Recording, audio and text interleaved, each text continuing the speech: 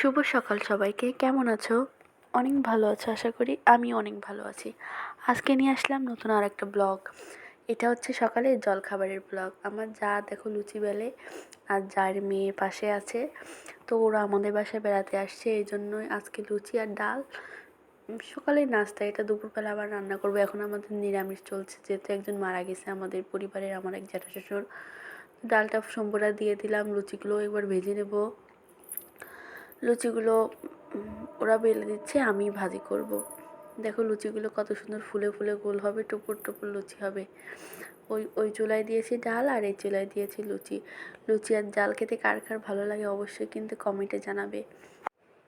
লুচি বানানো একটু ঝামেলা হলেও লুচি খেতে কিন্তু অনেক ভালো লাগে। আমরা তো প্রায় সময় লুচি বানাই। দেখো লুচিটা হয়ে গেছে, এখন খাওয়া দাওয়া চলতেছে। লুচি আর ডাল, সাথে একটু ঝাল মরিচ জ্বলে নিয়েছি। অনেক মজা এটা খেতে। তোমরা কী কী খাও অবশ্যই কমেন্ট করে জানাবে। দেখো আমাদের বাচ্চা কাচ্চাগুলো খেতে বসে গেছে, লুচি আর ডাল খাওয়ার জন্য পাগল হয়ে যাচ্ছে। তো লুচি খাওয়ার পরে আমরা একটু বেরু করতে যাব।